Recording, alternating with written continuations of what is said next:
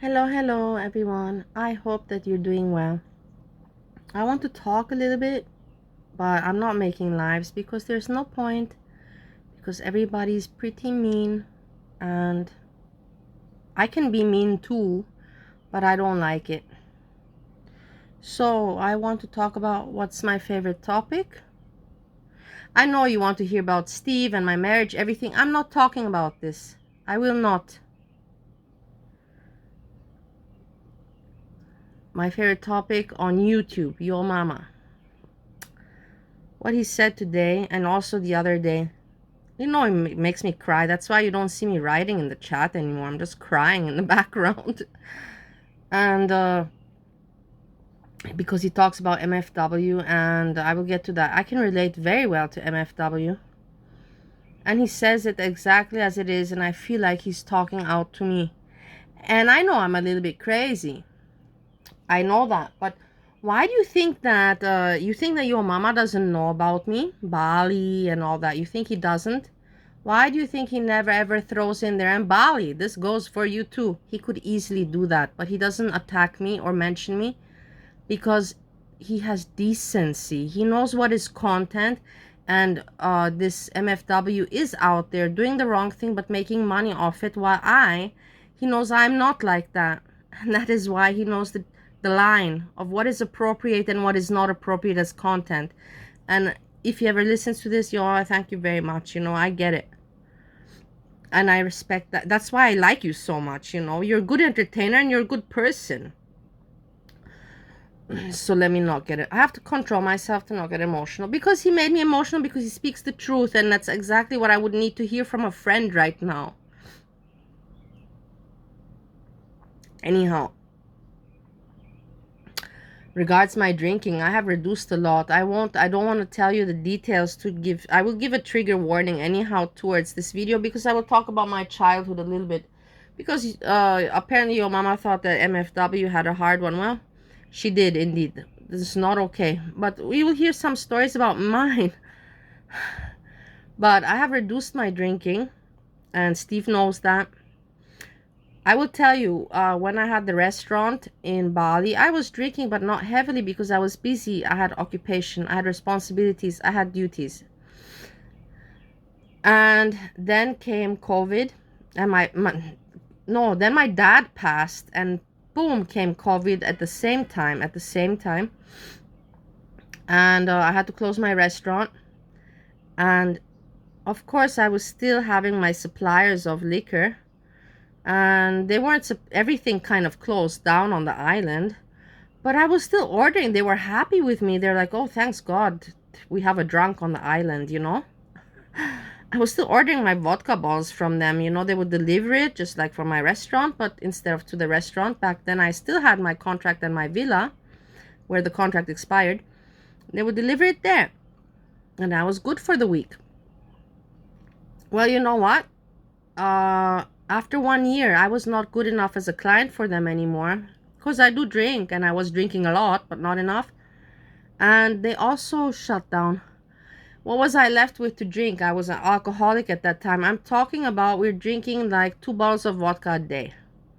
I'm talking about we're waking up in the morning, we have really no purpose, no friends, nothing, and we're just waiting, trying to kill the time and the depression and the sadness, and cope and plan what we're gonna do next. Or should we wait? Should we move? Should we wait? Should we move? And that eats you up. So I had a reasoning for drinking. There's actually no good reasoning, but I'm just saying. And I was already drinking so much from in the morning until going to sleep. That's also where I messed up my stomach. My stomach is okay today, but of course you mess up your body if you drink 2 bottles a day from morning till evening. And you do that for 2 years. The thing is, the first year of COVID, which was what, 2020, I had still my vodka supplier. But in 2021, they closed down too, and the only thing I was left with was moonshine from the island. Imagine so I had to replace my addiction with moonshine. And I'm still waiting. I'm like, okay, when I know I'm gonna stop drinking, when all of this goes away and everything, and I can go back to my activities and back to my life and back. But the time, and my my mother in the background was boom doing bad things to me, sending me immigration police, trying to get me off the island because she was losing her face on the island because everybody knows my family. So we had the hotel there, have the land there, me with the restaurant, with the villas and everything. Of course we're known. And in Indonesia, to treat your daughter like dirt when you have no reasoning to, because at the beginning I was not heavy alcoholic, I turned into one, and people understood it. I was not the only one. Everybody was drinking. Okay, not the women, but the men. And I turned to moonshine, and the moonshine was drinking 1 year moonshine, replacing that for vodka was terrible for my body. Boom. That's where I hit it. That's where I hit where I aged really hard. But you can fix that up, you know, detox, and I can do it. And anyways, I fixed myself up. Not 100% as I should, but I did a little bit. I did, how to say, 70%. I reduced from how I was drinking before. Now I'm back to just drinking my few shots of vodka a day. And it's not, it depends on my mood. But still, there's no excuse. I'm still an alcoholic, and I admit to it. I'm not ever going to deny that. That's the difference between me and Steve. Steve has issues, but he doesn't want to admit to them, you know? Let's not talk about my issues. Let's just focus on your faults and your shitty parts. And I'm working on mine. I'm getting therapy. I have reduced my drinking even more. Now I don't drink anymore daily, but still I drink regularly. The thing is that I don't know MFW, but I can relate very much to her, especially when she talked about her childhood.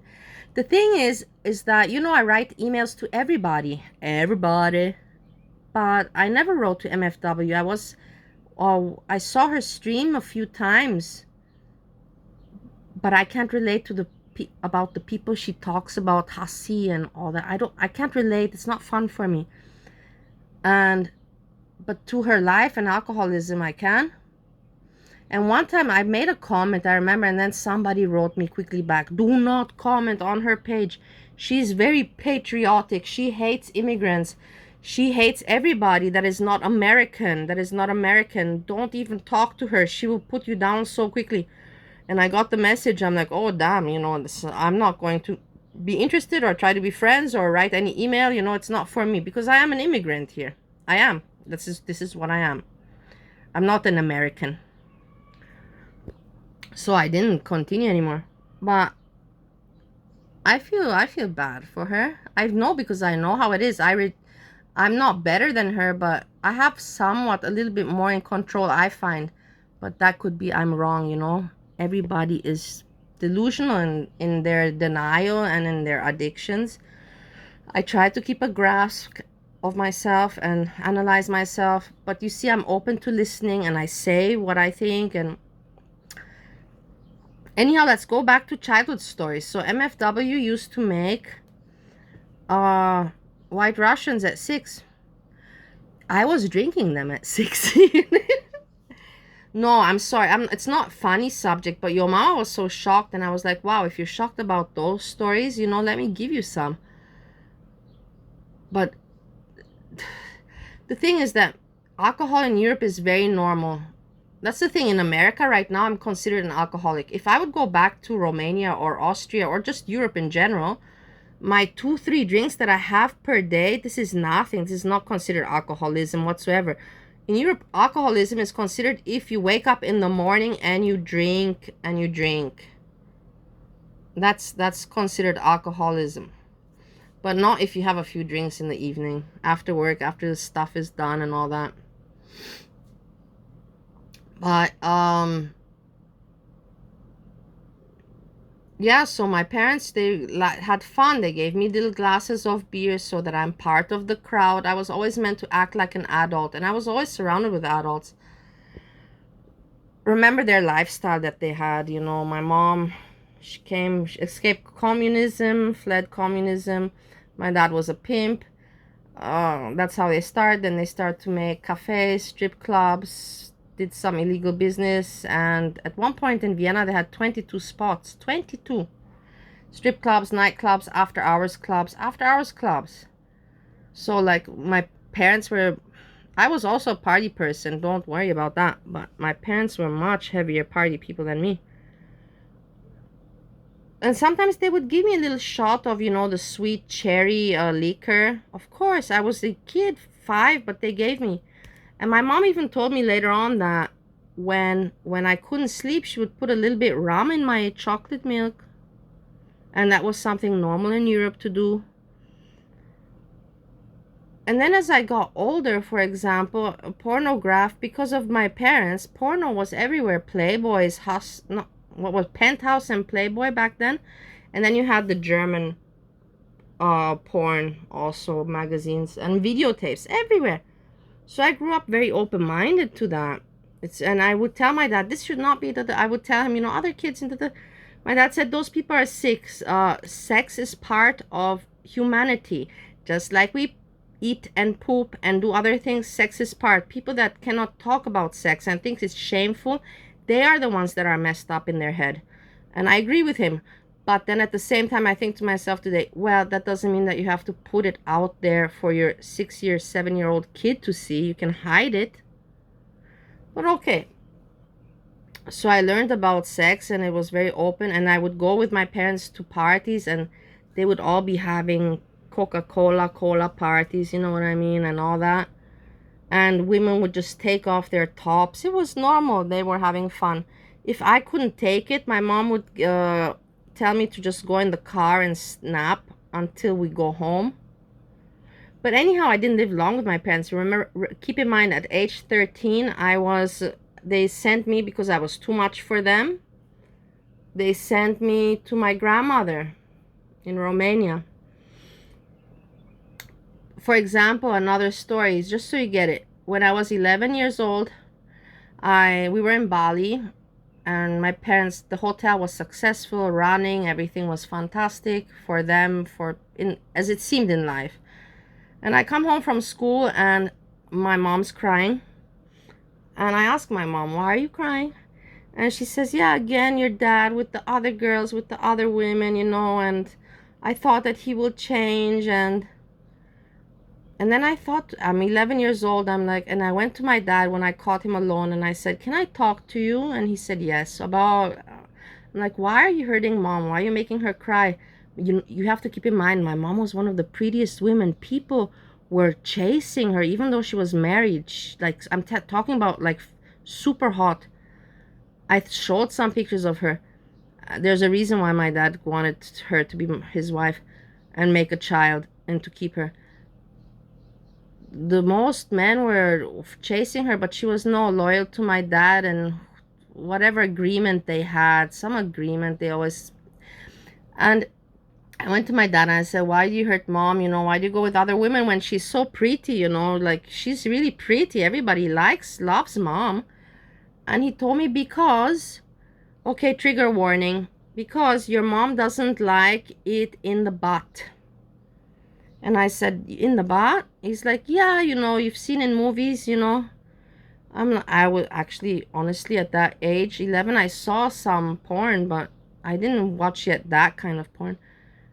And you've seen in movies, you know, in the butt. I like it in the butt, but your mom finds it painful, and I love her and I respect her too much, so I'm actually doing your mom a favor.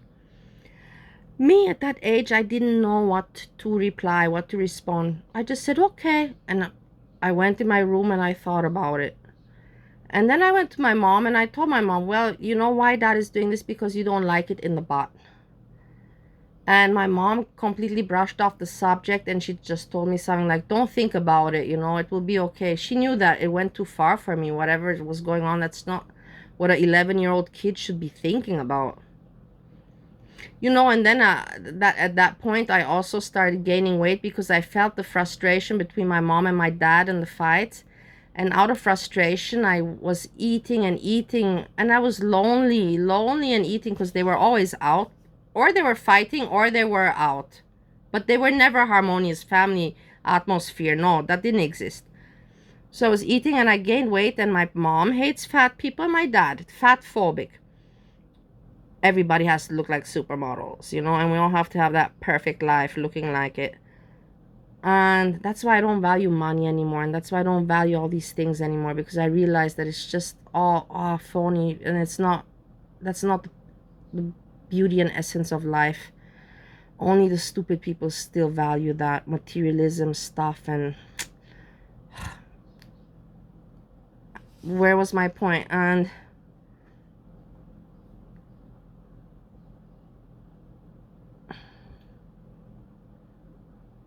so yeah, they sent me away. I was too much for them. And then when I would see them, you know, maybe every 3 years, a little bit. So I saw my dad when I was 16. They called me after 3 years of not seeing them. They would even forget my birthday or Christmas. I wouldn't get phone calls. But doesn't matter, you know, it's my parents. I know how they are. I didn't take it personal. And when I was 16, 15. I was still a virgin. And I went with my first boyfriend, Steve. We went for a holiday to visit my parents. And my dad calls me. He's like, I want to talk to you alone. I'm like, okay, what's up?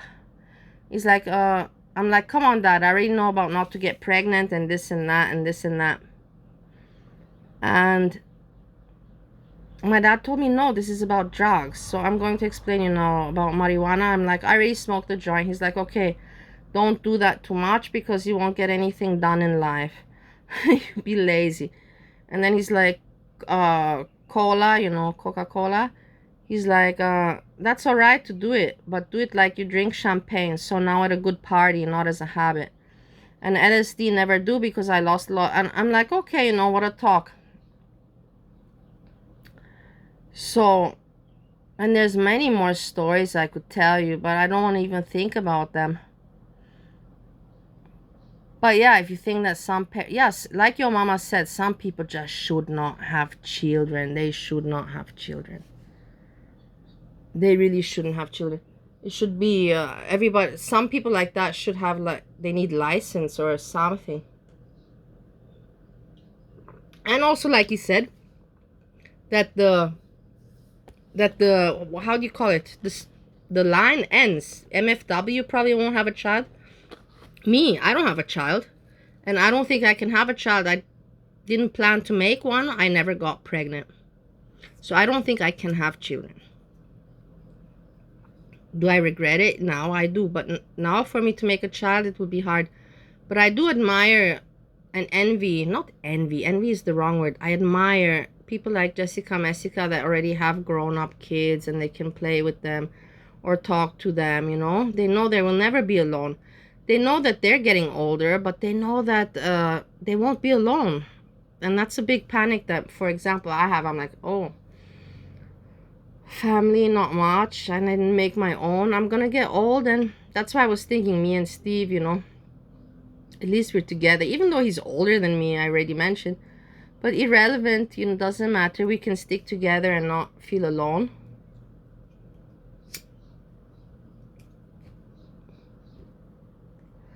Yeah, you see, I should have made a live, but I don't dare to make a live anymore because all the people are just so mean to me. So where's the point to make live? But I said, hey, and then how your mama was talking about Hannibal. Yeah, in the end, I agree. I don't want to talk about it anymore.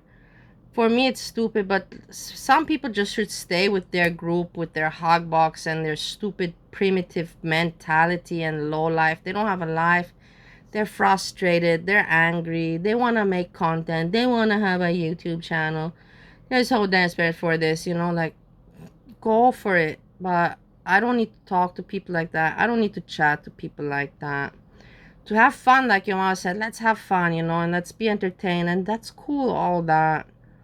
And if some people make good content, you know, and make money, that's cool also, of course. But to be mean and to be so hateful and spiteful and it's just not, it's not nice. I think that these people should do better for themselves and be more peaceful. Even me, I'm not doing great in my life, but you see, I still talk here, I still analyze, still share my thoughts. I admit when I'm wrong, that I'm not perfect, messed up. Just imagine that yesterday I was in the chat of Jan's views and I saw YOMAMA, because YOMAMA does his research and his homework. He was in the chat checking out and I said hello. I didn't say anything, like I said hi, nice to see you, hope you're well. Then I see him later in whose chat?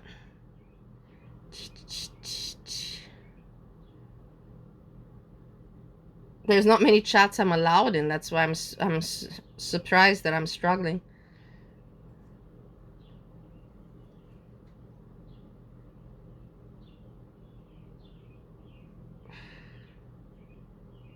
I don't remember. In somebody else's chat he was also. Not Barney's. I don't know, because I don't know where he was. In somebody else's chat. And I say again, hi. But he doesn't greet me back. And I'm not going to take it personal. I know he knows me. But the thing is that he doesn't want to harm me by associating with me. And he doesn't want to harm himself. Firstly, he doesn't want to harm his image. Because it's not good. Because he got it that everybody's watching every move you make everywhere. So he doesn't want to upset me and doesn't upset him. But I'm sure he appreciates the hello that I give him. Trust me on this. I know that. That he's happy about my hello in the chats. But I get it that, you know, we have to just be mature about it. And you saw the trouble he got in because he was a little bit too nice and friendly with Jessica Messica. Boom, you saw how the attack he got from the people. What does he, do you think what he wants from Jessica Messica? He liked her because she's a funny girl. And she wants to also make content. At least she's honest about it. And she says, I want to make money from YouTube. I want to be an entertainer. And that's what I appreciated about her. The transparency. And she does, like I said, she gets some information that you can't get everywhere else. She has unique information about this one and this one and this one and this one. So in that way, she's good. And he probably just wanted to give some support, and boom, it turned around on him. And people were saying, you fancy Jessica. And then it just became too stupid for him, and he took his distance. Hey, remember when I said that Monty will also be taking his distance from Timber? How right was I? I said 10 days. I was exactly right with 10 days. All of a sudden, after I estimated 10 days, after 10 days, Timber announces, I am no longer mod. I told him to unmod me. Boom. How right was I? Bingo, bingo. I know you guys hate me, but I'm right about certain things. And when I'm wrong, I say I'm wrong about that.